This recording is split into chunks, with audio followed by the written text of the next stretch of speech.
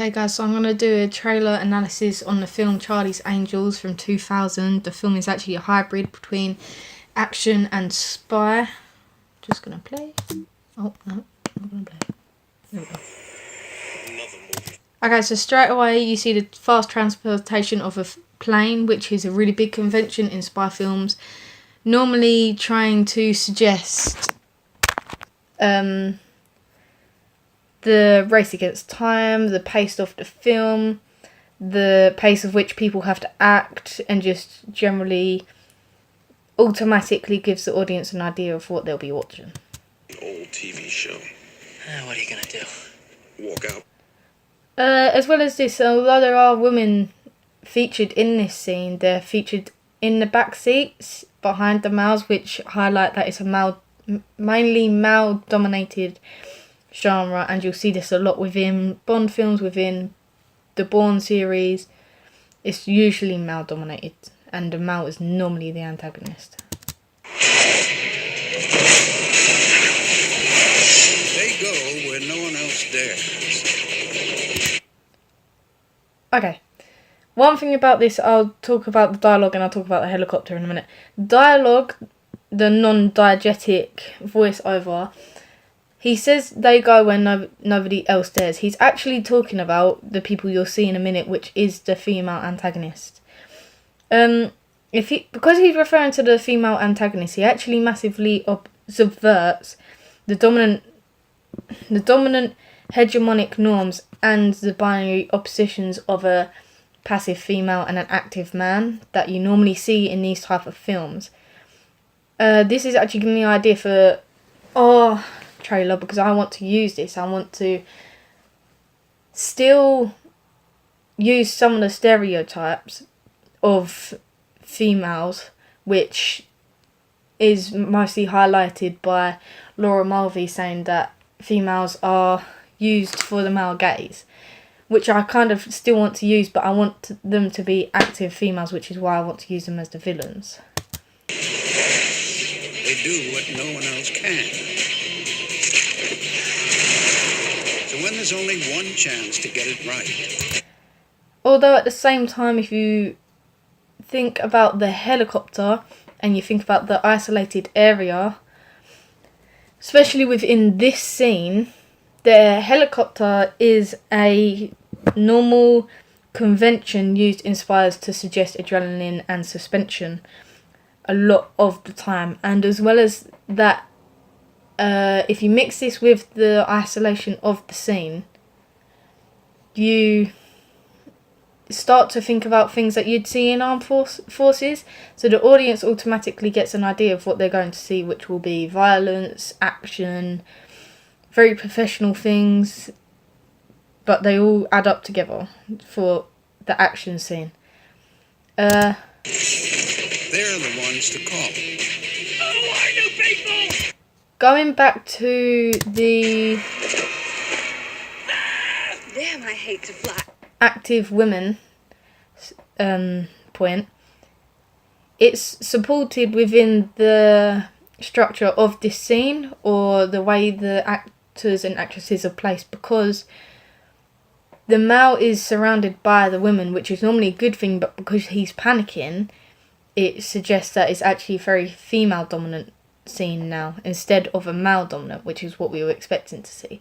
As well as that, I'm not sure if it's going to show it, but when I watched it before, they showed one of them in a bikini, which is an obvious stereotype for the sexualization of women, which is very common in these genres. The answer to me. My name is Charlie. Okay, so the fights and the explosion informs the audience of the themes of violence and destruction, very typical within this genre. The slow motion there actually plays on the non-linear conventions to emphasize strength and importance of the character. I actually really like the use of slow motion within this bit, because it highlights her, it shows that she's dominant. The low angle of it as well added, it just shows that she's a very important character within this film. Fighting force ever assembled. We've got techniques you never dreamed of. You know, I signed that release waiver, so you can just feel free to stick things in my slot. Good morning, angels. Good morning, Charlie. Okay, so the dialogue of Good Morning Charlie actually follows the subgenre narrative where they're normally sent on a quest. This happens in a lot of films. They're normally sent to find a fellow agent or sent to find a document. Either way, it's a quest and they must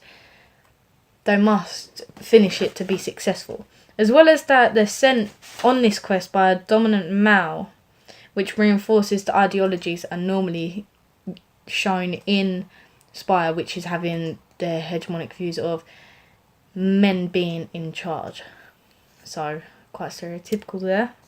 Roger Corwin. He's planning to steal a new software that can trace a voice signal anywhere in the world. If this guy had the wrong...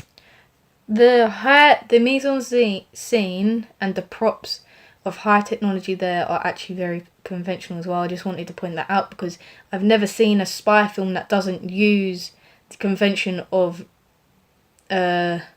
really advanced digital technology, and it's normally personal to the characters as well, especially in this bit here because it's personal to them because it's mapping out their quest and it's in their office. It's just a key concept that is normally used in Spies and probably something that we'll, although we don't have the equipment, try and use in ours because it's very big signifier of the genre and something that people look for. Something to the end of privacy. That's where you come in, angels. Charlie, would that mean undercover? I'll leave that up to you, Bosley.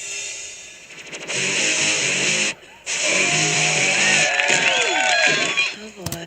Just in them couple of scenes, it's obvious that this film has a lot of humorous undertones, so there will be bits where they take the mick out of stereotypes, but at the same time they are still following the sexualization and glamorization of women and following the stereotypes. As well as that, they're then following props theory of characters, because if you think about it, they have the messenger, which is the man that was helping them in the office.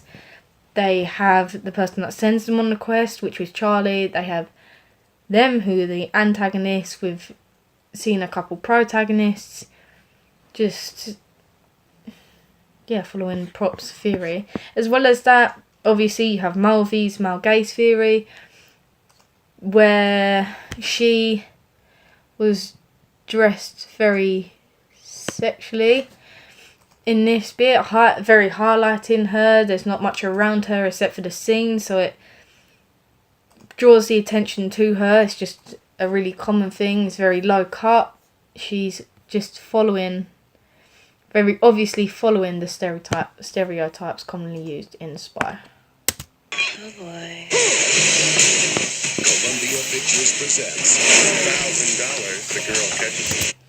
Just pointing out the superimposed sound of the car there, similar to what I said before about the plane, but the fast pace of the car and the superimposed of it, it suggests the race against time that the characters have, and then it creates the suspense and the escapism that the audience want, because it's still peril and jeopardy, but it's entertaining, which is what the audience normally want, especially when they're watching this type of genre. A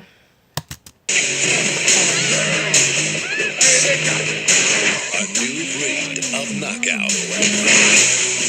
Hi, Pete. How are you? I'm good. I just... Hold on a second. It's just been kind of crazy this week at work. Cameron Diaz. I'm like a virgin, you know. I mean, it's my first time. Here. Drew Barrymore. I figured we could have a little breakfast. I have to go.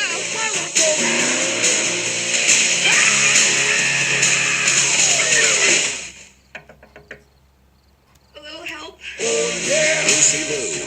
At your service. And Bill Murray. I love fire.